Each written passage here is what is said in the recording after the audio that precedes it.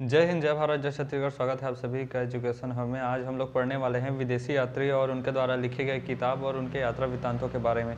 ठीक है, देखिए प्राचीन काल से ही भारत जो है वो पर्यटन स्थल के रूप में रहा है और यहाँ पर बहुत सारे अलग अलग देशों से या फिर अलग अलग जगहों से बहुत सारे विद्वान आते गए, अपनी किताब लिखते गए और उस समय के जो राजा महाराजा थे, उस समय के जो भी चीज़ें थी, उन सब की व्याख्या अपनी अपनी किताबों पर करते गए।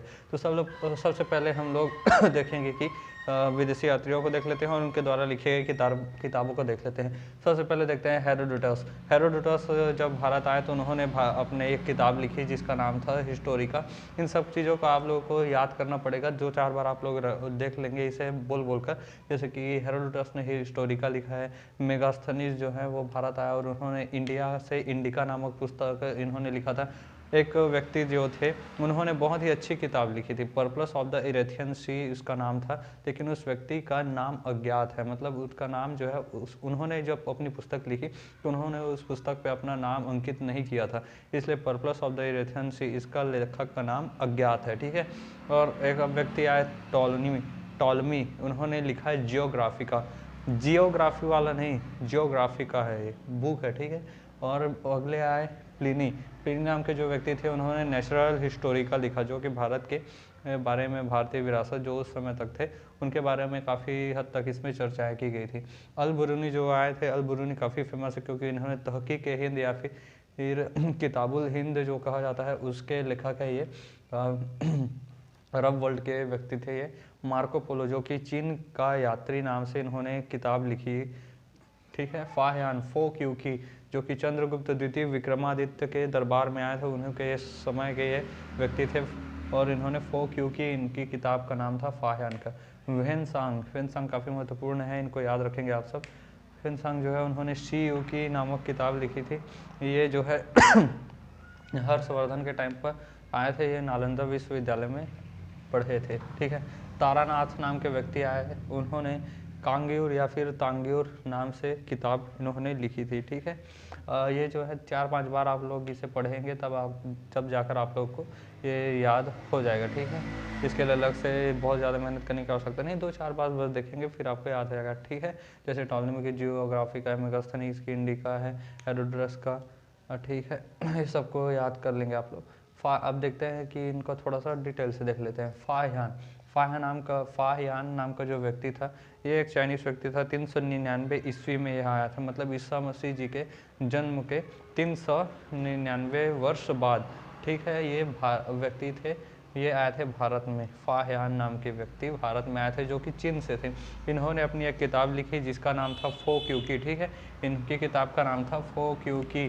फो क्यूकी ऐसे 10-22 बार मतलब याद करिएगा। फाहयान, फ से फाहयान, फ से फो क्यूकी। ठीक है, ये जो है चंद्रगुप्त द्वितीय विक्रमादित्य के काल पे उनके दरबार पे भारत आए थे और चंद्रगुप्त द्वितीय विक्रमादित्य के जब दरबार में ये पहुंचे तो इनका भव्य स्वागत किया गया और इन्हें अच्छे से राजमहल वगैरह घुमाया गया और इन्हें बहुत सारे कुछ पैसे वैसे मतलब दी गई। तो इस वजह से उन्होंने उस समय के भवन की और कौड़ियों की चर्चा की थी। फाहयान ने अपनी पुस्तक फो क्यूकी में चंद्रगुप्त द्वितीय विक्रमादित्य के दरबार में ये आए थे। ठीक है, अगले व्यक्ति जो है वो है संयुगन जो है ये भी चीन के ही व्यक्ति थे। ये 518 ईस्वी में भारत आए थे। 3 वर्ष की तक ये भारत में रहे थे। 3 वर्ष की यात्रा वृतांत में इन्होंने बौद्ध धर्म की प्रतियां एकत्रित की थी। देखिए आज जो चाइना है, मतलब जितने भी एशियान कंट्रीज़ हैं उनमें बौद्ध धर्म काफ़ी प्रमुखता से फैला हुआ है। तो इन सब का वजह यह है कि उस समय जो भी व्यक्ति मतलब चीन से, जापान से आते थे भारत में, बौद्ध धर्म को उदय भारत में ही हुआ है, गौतम बुद्ध जी को। ठीक है, ज्ञान की प्राप्ति भारत में ही हुई है, बोध गया में। ठीक है, ये तो देखिए ये संयुगन जो है ये 1518 ईस्वी में भारत आया। 3 वर्षों तक ये भारत में रहा था। ठीक है, चाइना का आदमी था और ये 3 वर्षों तक बौद्ध धर्म की प्रतियां एकत्रित करता रहा, बौद्ध धर्म के बारे में जानकारी एकत्रित करता रहा और अपने यहाँ जाकर फिर बौद्ध धर्म का भी प्रचार प्रसार भी इसने किया था। संयुगन याद रखिएगा इसे। अगला आता है, बहुत ही महत्वपूर्ण है, ह्वेनसांग 629 ईस्वी में भारत में आया था। यह हर्षवर्धन के टाइम पर भारत आया था। इसने अपनी किताब लिखी, बहुत सारी किताबें लिखी थी इसने, लेकिन इसमें जो मेन किताब था वो है सी यू की। याद रखेंगे, ह्वेनसांग सी यू की, फाहयान फो क्यू की। ठीक है, ह्वेनसांग सी यू की, इन्होंने जो किताब लिखी थी सी यू की, ये हर्षवर्धन के टाइम पर हर्षवर्धन के दरबार में भारत आए थे। इन्होंने नालंदा विश्वविद्यालय में अध्ययन किया था, ठीक है, और नालंदा विश्वविद्यालय में फिर अध्ययन करके इन्होंने अध्यापन का कार्य भी कराया, मतलब जिस विश्वविद्यालय में पढ़े उसी विश्वविद्यालय में इन्होंने पढ़ाई भी कराया। और एक बौद्ध संहिता होता था, 3 बौद्ध संहिता हुई थी, एक बौद्ध संहिता इन्हीं के समय पर हुआ था। तो इसका मुख्य मतलब मुख्य पुरोहित फेंगसान को बना दिया गया था। तो इससे बहुत सारे लोग नाराज हुए कि एक तो ये विद्यार्थी आदमी था और मतलब नालंदा विदेश से आया था, चाइना से, और वहाँ से आकर नालंदा विश्वविद्यालय में पढ़ा, यहाँ तक तो ठीक था। अब उसके बाद ये टीचर भी बन गया नालंदा विश्वविद्यालय में ही, और उसके बाद जब बौद्ध संहिता हुई तो इसे वहाँ का मतलब मेन पुरोहित टाइप से बना दिया गया। इसे भारतीय जो पुरोहित जो थे वो नाराज़ थे लोगों से, ठीक है। तो देखिए ना, ह्वेनसांग जो था जब अपने बच्चों को पढ़ाता था तो कहता था जिस विश्वविद्यालय में तो लोग पढ़ रहे हो ना वहाँ का हम प्रोफेसर हैं, ऐसा टाइप का डायलॉग जो हम लोग मारते हैं ना वो ये भी मारा करता था, क्योंकि ये नालंदा विश्वविद्यालय में पढ़ा भी था और यहाँ पर पढ़ाया भी था, पूरी जानकारी थी इसे। इसलिए इसके कारण ही कि ये यहाँ आकर पढ़ा और पढ़ाया भी, इसलिए इसे यात्रियों का राजकुमार कहा जाता है। ये टाइटल आप लोग बहुत अच्छे से याद रखेंगे, ह्वेनसांग को यात्रियों का राजकुमार कहा जाता है। जितने यात्री आए थे उनमें सबसे प्रमुख यही माना जाता है, इसलिए इसे यात्रियों का राजकुमार कहा जाता है। अगला है इत सिंह। इत सिंह जो है वो भी 673 ईस्वी में आया था, ये भी चाइना का था।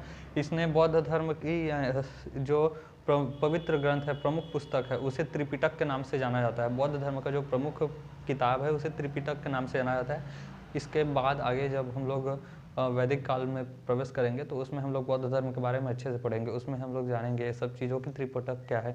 अभी सिर्फ याद रखिए कि त्रिपिटक जो है वो बौद्ध धर्म का प्रमुख ग्रंथ है। इसकी 400 प्रतियाँ यानी कि फोटोकॉपी, 400 फोटोकॉपी ये अपने साथ चाइना लेकर गया था। उस समय फोटोकॉपी की मशीन थी नहीं, तो सबको लिखा गया था। तो जो त्रिपिटक था काफ़ी बड़ा मोटा बुक था, उस बुक को ही फिर 400 बार लिखा गया, 400 प्रतियाँ उसकी लिखी गई। इसके अलग अलग भूथियार लगाए थे, मजदूर लगाए थे लिखने के लिए, ठीक है, ऐसा मान लीजिए। इत सिंह के बारे में ये याद रखिएगा, 400 प्रतियाँ त्रिपिटक की ये अपने साथ लेकर गया था। इब्न बतूता ये भी काफ़ी महत्वपूर्ण है, क्योंकि इब्न बतूता जो है वो मोरक्को का रहने वाला था। मोरक्को जो कि देश है अफ्रीका में एक कंट्री है मोरक्को। अफ्रीका से ये फिर धीरे धीरे यात्रा करते रुकते रुकाते भारत पहुंचा था, और कुल इसने 7000 किलोमीटर की पैदल यात्राएं की थी, और 7000 किलोमीटर की यात्रा करते करते फिर ये मोहम्मद बिन तुगलक के दरबार में पहुंचा था। दिल्ली आकर यह रुका था, ठीक है। 7000 किलोमीटर की यात्रा की थी इब्न बतूता ने, और मोहम्मद बिन तुगलक के दरबार में यह पहुंचा था। इसने एक पुस्तक लिखी थी जिसमें इसने भारत के बारे में, अपनी यात्रा वृत्तांत के बारे में चर्चा की। उस पुस्तक का नाम था रेहला, ठीक है, पुस्तक का नाम था रेहला, ठीक है। अगला व्यक्ति है अब्दुल रज्जाक। अभी जो वर्तमान में ईरान है उसे प्राचीन काल में फारस कहा जाता था, उसी फारस का ये रहने वाला था अब्दुल रज्जाक। यह जो है अब्दुल रज्जाक, यह विजयनगर काल में भारत आया था, और इसने मतला ए शाहीन नाम की किताब लिखी थी।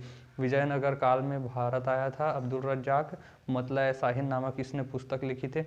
वही विजयनगर काल जिसमें कृष्णदेव राय जो कि कृष्णदेव राय और तेनालीराम, ये जो बहुत फेमस हैं, उनके दरबार में ये आया था, ठीक है। तो ये जो चीज़ें हैं इन सबको आप 2-3 बार रिपीट कीजिएगा, फिर आप सबको ये याद हो जाएंगे। जो व्यक्ति हैं, यात्री हैं और उनके किताब हैं, इन सबको महत्वपूर्ण रूप से याद रखेंगे। इनके जो मेन टाइटल जैसे यात्रियों का राजकुमार ह्वेनसांग को कहा जाता है। इत सिंह ने 400 प्रतियाँ एकत्रित की, 3 सालों तक संयोजन रहा था। फायान ने फोक्यू की ये किताब लिखी, चंद्रगुप्त द्वितीय विक्रमादित्य के भवन में आया था, भवन और कौड़ी की चर्चा की। अब्दुल रज्जाक जो है वो आया था कृष्णदेव राय के समय पे, ठीक है। इब्न बतूता जो है वो मोरक्को से आया था 7000 किलोमीटर की यात्रा करके। तो ये सारी चीज़ें हैं, आप अच्छे से याद रखेंगे। मिलेंगे नेक्स्ट क्लास में, तब तक के लिए जय हिंद।